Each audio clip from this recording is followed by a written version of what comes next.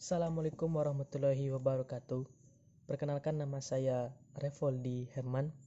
Baiklah, pada kesempatan kali ini kami akan menyampaikan sebuah materi mengenai anggaran biaya overhead pabrik. Sebelum kita masuk ke anggaran biaya overhead pabrik, kita harus tahu dulu apa itu biaya overhead pabrik. Biaya overhead pabrik atau manufacturing overhead cost merupakan biaya produksi yang tidak termasuk ke dalam biaya bahan baku langsung maupun biaya tenaga kerja langsung. Biaya overhead pabrik biasanya muncul dari biaya-biaya yang harus dikeluarkan untuk pemakaian biaya tambahan, seperti biaya tenaga kerja tidak langsung, pengawasan mesin, pajak, asuransi, serta biaya terhadap fasilitas-fasilitas pendukung dalam sebuah produksi. Baiklah, selanjutnya apa itu anggaran biaya overhead pabrik? Anggaran biaya overhead pabrik merupakan suatu perencanaan yang terperinci mengenai biaya-biaya tidak langsung yang dikeluarkan sehubungan dengan proses produksi selama periode yang akan datang, meliputi jenis biaya, waktu, serta tempat di mana biaya tersebut terjadi. Dalam satu perusahaan pasti memiliki beberapa departemen. Nah, apabila dalam satu perusahaan tersebut terdapat departemen lain selain departemen produksi, maka semua biayanya tersebut dikategorikan ke dalam departemen tambahan, di mana di departemen tambahan ini biayanya diakui sebagai biaya overhead pabrik. Biaya overhead pabrik ini tidak boleh terlalu besar. Apabila terlalu besar akan mempengaruhi harga pokok produksi, di mana harga jualnya akan tinggi dan pada akhirnya keuntungan yang diperoleh itu semakin mengecil. Sekianlah penyampaian materi dari saya. Assalamualaikum warahmatullahi wabarakatuh. Perkenalkan, nama saya Putri Mutia Lestari. Di sini saya akan menjelaskan mengenai tujuan penyusunan anggaran biaya overhead pabrik. Secara umum, tujuan dari penyusunan anggaran biaya overhead pabrik ini bertujuan sebagai alat pedoman kerja. Ada beberapa tujuan khusus dari penyusunan anggaran biaya overhead pabrik. Yang pertama yaitu untuk mengetahui penggunaan biaya secara efisien. Yang dimaksud dengan penggunaan biaya secara efisien adalah dalam penyusunan anggaran biaya overhead pabrik diharapkan dapat memaparkan biaya-biaya yang keluar akibat proses produksi secara tepat dan benar. Yang kedua adalah dapat menentukan harga pokok secara tepat. Yang dimaksud dengan dapat menentukan harga pokok secara tepat adalah diharapkan dalam penyusunan anggaran biaya overhead pabrik ini dapat memberikan atau dapat menentukan harga awal dari unit yang kita produksi tadi sebelum kita perjualbelikan atau kita pasarkan. Dan yang ketiga adalah dapat kita tentukan alokasi atau pengalokasian biaya overhead pabrik tersebut. Di sini dimaksudkannya adalah dapat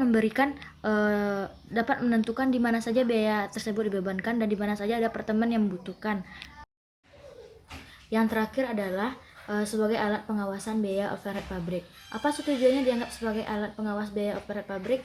Tujuannya yang pertama yaitu untuk menentukan sesuai atau tidaknya realisasi dengan yang direncanakan.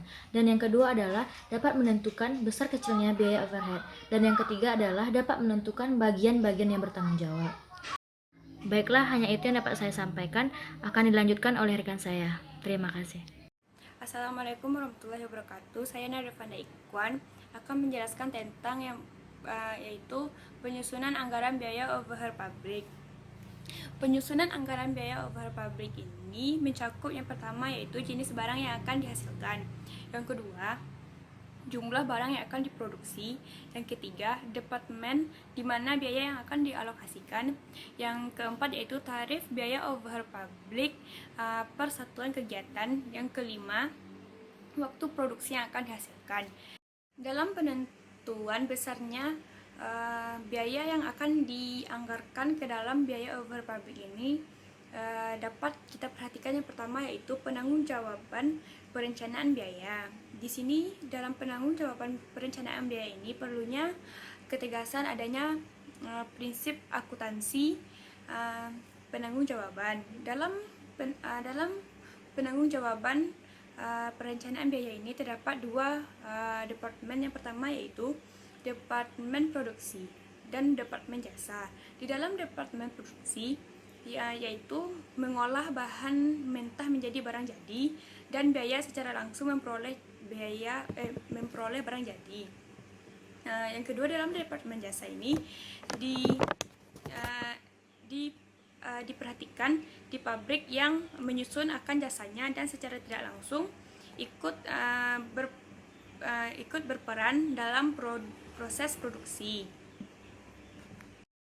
Yang kedua yaitu penentuan jumlah biaya. Di dalam penentuan jumlah biaya ini diserahkan kepada masing-masing departemen yang bersangkutan. Departemen yang bersangkutan yakni yang pertama yaitu BOP langsung atau biaya overhead pabrik langsung. Di dalam biaya overhead pabrik ini BOP yang terjadi dari dalam departemen tertentu dan manfaatnya dinikmati oleh departemen tersebut. Contohnya gaji mandor di departemen produksi. Yang kedua yaitu BOP tidak langsung. BOP tidak langsung ini BOP yang manfaatnya dinikmati oleh lebih dari satu departemen. Contohnya biaya depresiasi. Yang ketiga yaitu karakteristik atau sifat-sifat biaya overhead pabrik. Yang pertama yaitu biaya tetap atau fixed asset, yaitu biaya-biaya yang cenderung untuk bersifat konstan secara total dan dari bulan ke bulan tanpa terpengaruhi oleh kegiatan dengan beberapa asumsi tertentu seperti kebijaksanaan dan lain-lain. Yang kedua yaitu biaya variabel. Biaya variabel ini yaitu biaya yang totalnya berubah secara proporsional dengan perubahan volume kegiatan tetapi per unit tetap. Yang ketiga yaitu biaya semi variabel. Biaya semi variabel ini bersifat campuran, yakni biaya antara biaya tetap dan biaya variabel. Di dalam biaya overhead pabrik semi variabel ini BOP yang berubah-ubah, namun perubahan tidak sebanding dengan perubahan volume kegiatan. Baiklah, saya akan melanjutkan materi yang telah disampaikan pada pemateri sebelumnya. Sebelumnya perkenalkan diri dulu, nama saya Gania Rizky Aisyah, BP 2022. Baiklah, saya akan melanjutkan materi yang keempat, itu kapasitas yang digunakan. Dalam menyusun anggaran BOP, kita harus memperhatikan tingkat kegiatan yang akan dipakai sebagai dasar penaksiran BOP. Ada 3, yang pertama itu kapasitas praktis, yang kedua kapasitas normal, dan yang ketiga adalah kapasitas sesungguhnya yang diharapkan. Pertama kita bahas dulu kapasitas praktis. Dalam menentukan besarnya kapasitas praktis dan kapasitas normal, terlebih dahulu kita harus ditentukan oleh kapasitas teoritis. Kapasitas teoritis ini adalah volume produksi maksimum yang dapat dihasilkan oleh pabrik. Kapasitas teoritis ini dapat diartikan sebagai kapasitas pabrik atau suatu departemen untuk menghasilkan produk dengan kecepatan penuh dalam jangka waktu tertentu. Kapasitas praktis adalah kapasitas teoritis dikurangi dengan kerugian-kerugian waktu yang tidak dapat dihindari oleh hambatan-hambatan internal perusahaan. Penetapan kapasitas praktis ini perlu dilakukan karena tidak sangat mungkin suatu pabrik dijalankan pada kapasitas teoritis. Dengan demikian, perlu diperhitungkan kelonggaran-kelonggaran waktu dalam penentuan kapasitas, seperti penghentian pabrik yang tidak dapat dihindari karena kerusakan mesin. Yang kedua yaitu kapasitas normal. Kapasitas normal ini adalah kemampuan perusahaan untuk memproduksi dan menjual dalam waktu jangka panjang. Jika dalam suatu kapasitas praktis hanya diperhitungkan kelonggaran waktu akibat faktor-faktor internal perusahaan, maka dalam penentuan kapasitas normal itu juga dihitung kecenderungan penjualan dalam waktu jangka panjang. Selanjutnya, kapasitas sesungguhnya yang diharapkan. Apa sih maksudnya kapasitas sesungguhnya yang diharapkan? Kapasitas sesungguhnya yang diharapkan adalah kapasitas sesungguhnya yang diperkirakan akan dapat kita capai untuk tahun yang akan datang. Jika anggaran BOP ini kita menggunakan kapasitas sesungguhnya yang diharapkan, maka ramalan penjualan tahun yang akan datang itu sebagai dasar penentuan kapasitas. Jika kita menggunakan kapasitas praktis dan kapasitas normal, maka titik beratnya itu diletakkan pada kapasitas fisik pabrik. Penentuan tarif BOP atas dasar kapasitas sesungguhnya yang diharapkan ini adalah pendekatan jangka pendek.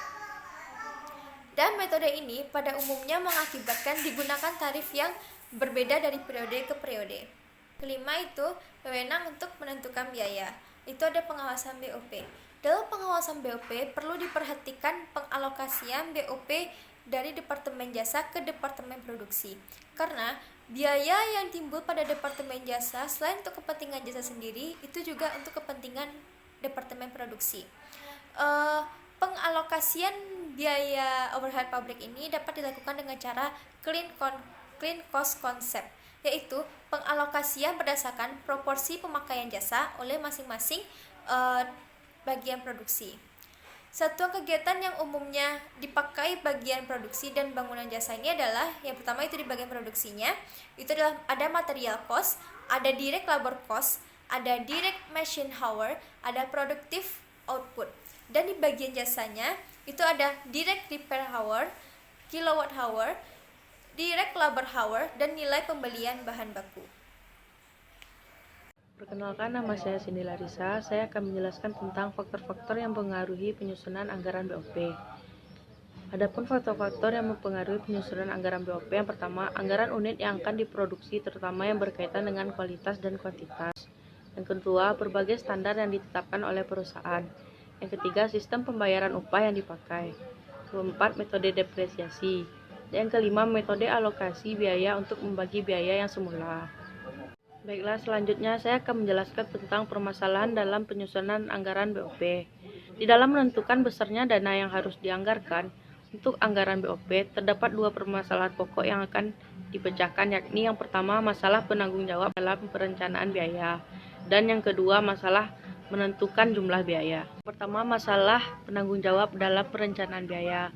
Penanggung jawab perencanaan biaya di sini perlu diterapkan prinsip akuntansi, atau juga sering disebut prinsip biaya departemen langsung. Atas prinsip ini dikenal dengan adanya pembagian menjadi departemen produksi dan departemen jasa untuk dilakukannya di pabrik. Yang kedua, masalah menentukan jumlah biaya atau anggaran. Cara menentukan jumlah anggaran. Masing-masing departemen produksi dan jasa berhak merencanakan biaya sesuai dengan jenis biaya yang menjadi tanggung jawab masing-masing.